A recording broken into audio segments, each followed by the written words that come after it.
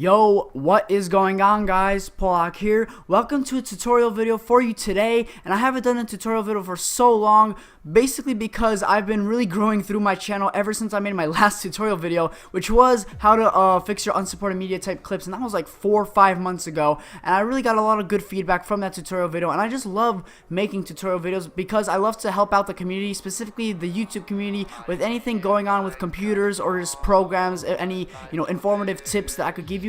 But in this tutorial video, we're gonna teach you guys a really simple, fast, and easy way to make really nice Photoshop looking pictures slash thumbnails with a program that is much easier and make it done 10-15 minutes, something simple as that. For those who are beginners or just do not know really how to use Photoshop well, I'm gonna show you guys a quick, easy method of making really cool pictures and thumbnails. And obviously, I'm not gonna make this video really long because there is not much to talk about with this program, because it all comes down to you actually messing around with this program and using the tools that I'm going to provide you to actually make what pictures or what thumbnails you're looking for, in your channel or whatever you're trying to make out of your website, anything. Without further ado, let's just get started right away. The program is called Pixlr.com, guys. I'm going to put all the tools in the description below. You guys simply just check it out, go straight to the website from there.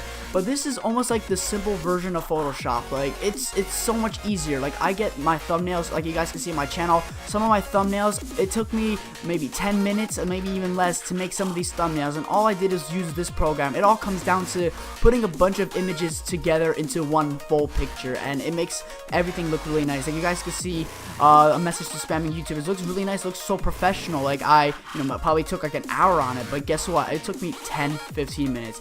So what it really comes down to, guys, like I said, it comes down to messing around with the program. So if you're gonna make specifically a thumbnail, I recommend you guys use the 640 by 480 preset, but it all comes down to what you're making. You could easily edit the width and height. So if you're gonna make an HD picture, do 1920 by 1080. But like I said, since we're gonna make a thumbnail specifically just for this example, we're gonna do 640 by 480. But it all comes down to, like I said, what you're gonna do. So you can preset it to whatever size you want, anything you want. If you want to make a banner, they have it preset to. They have banners by 468 by 60, leaderboard, skyscraper, wide skyscraper. They have everything for you guys, ready for you to use and mess around with. So we're just gonna call this one thumbnail tutorial, and we're gonna click OK. That's how you start up. So you go in, when you actually go on the website, guys, you go to launch desktop app. If you guys haven't seen it, because I haven't shown it yet, but you go to launch desktop app, and then you go straight to this program.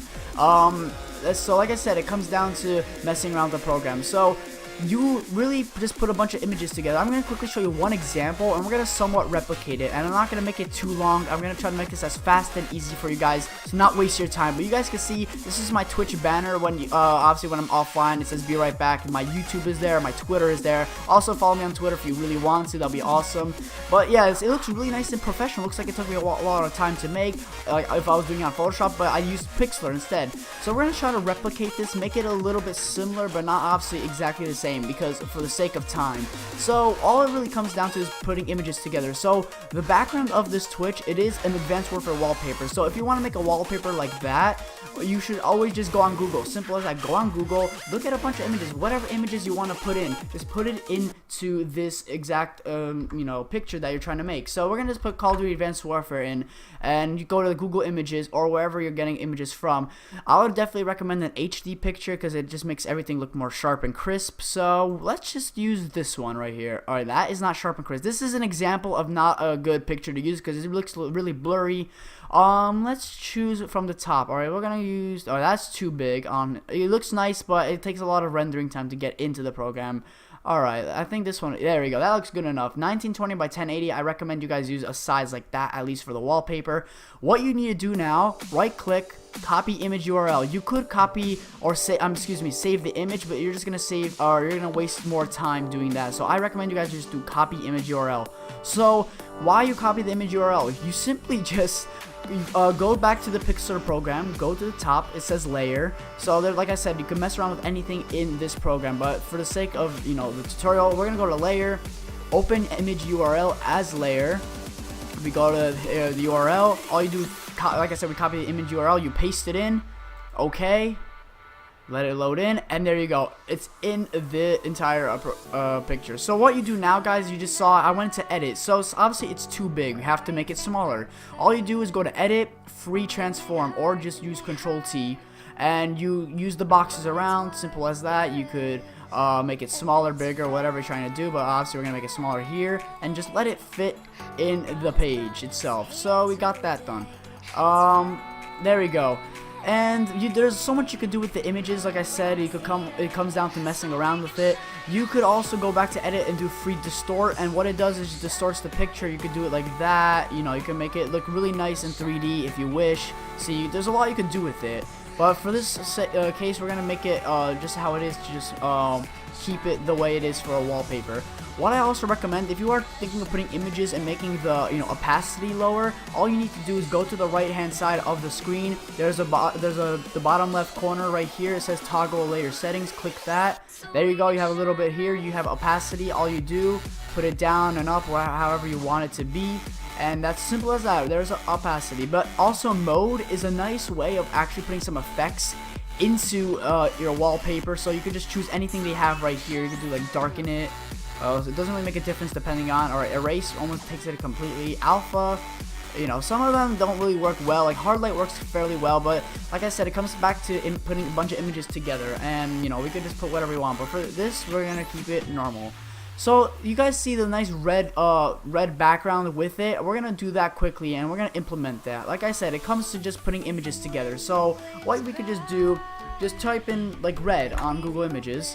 There you go. You have a nice red background. Alright, we're gonna choose something smaller just so that it doesn't take forever to actually load in. So here we go. Just have a red.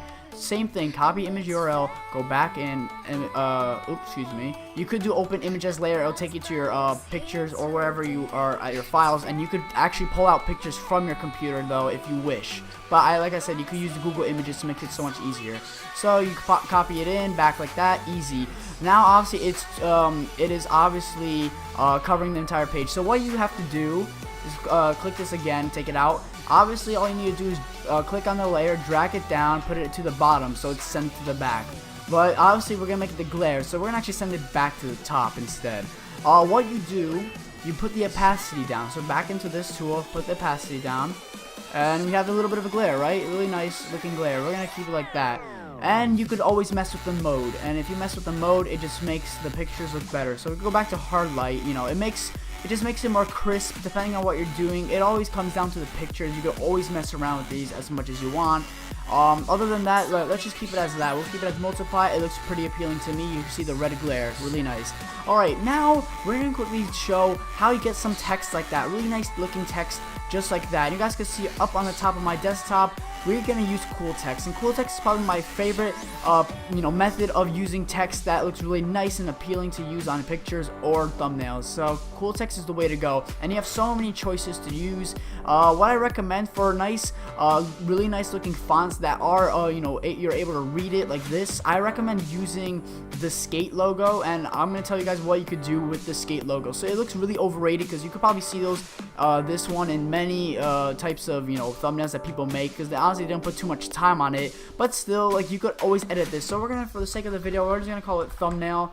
And see, it just looks pretty basic. It has just a blue skate font. What you could do easily, you just edit the colors around as much as you want. So the end color, you could let's just make it green. The start color, we can make it just a nicer light blue. It always comes to just messing around with it.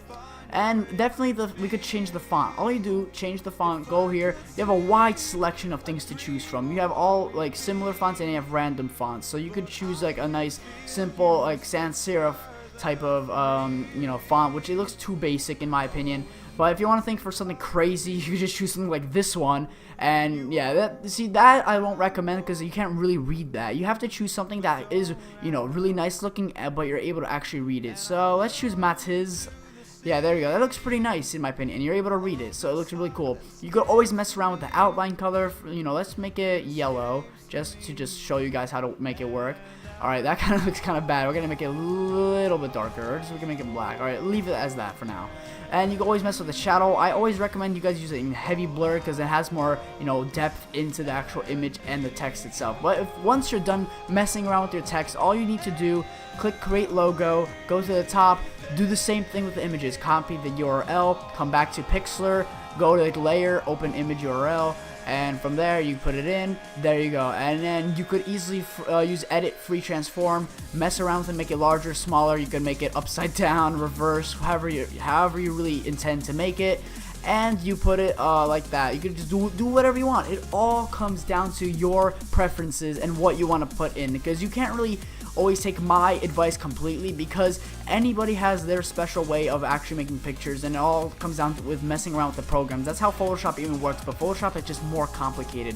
Other than that, guys, that's almost really the tutorial for you guys today. All I would say quickly is that if you're making a thumbnail, I recommend, like I said, 640 by 480. I think that's the correct preset. But what I always recommend you guys do, you're gonna have to keep a little bit of a space in the top and the bottom of the picture. So like I keep like a couple you know, a little bit of space like that, as well as in the bottom, so because it might cut off a little bit. So just, you know, keep an eye on that. But on the left and right, you could put it all the way to the edge and wouldn't make a difference. But other than that, that's all you need to do with Pixlr, because it's really simple. You could just mess around with it as much as you want. But when you're done with whatever picture you're making, all you do is go to File, go to Save, choose, you know, put the name as what you want, put it on my computer or Pixel Library, whichever you choose, but obviously I would choose my computer to save it to your computer. The format, I always would recommend PNG, but all depends on what you're doing. You know, you could have it as a PXD, which I hardly ever see, but, you know, any of these. If you're going to use JPEG, put the quality all the way up for a nice, crisp, and sharp image. Other than that, once you're done with whatever you're doing, click OK, and then save it into whatever you have. So, quickly before I finish this video, I want to show you some of the examples again of what I've actually got through my thumbnails, and show you, like, you know, the results of what I get when I actually make these thumbnails. And here are just some of the examples. Here we got Modern Warfare 2 Remastered. You know, I put an Xbox One image in with the cool text and a picture of Modern Warfare 2. You know, I had a picture for this one, my opinion on price ranges. Have another cool text right on top, putting an image in the back. You know, if you are looking for a good one too, like this one, huge battle pack opening 50 times. Used cool text twice. I put a picture of a gold battle pack from Battlefield 4 and a background for Battlefield 4. It looks really nice, and it just doesn't take that much time, and especially for those who are not really that good, you know, using Photoshop or other programs. This is probably the way to go.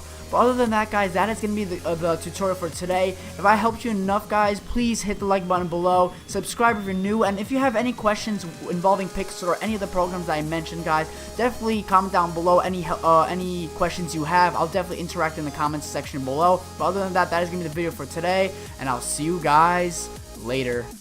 Peace.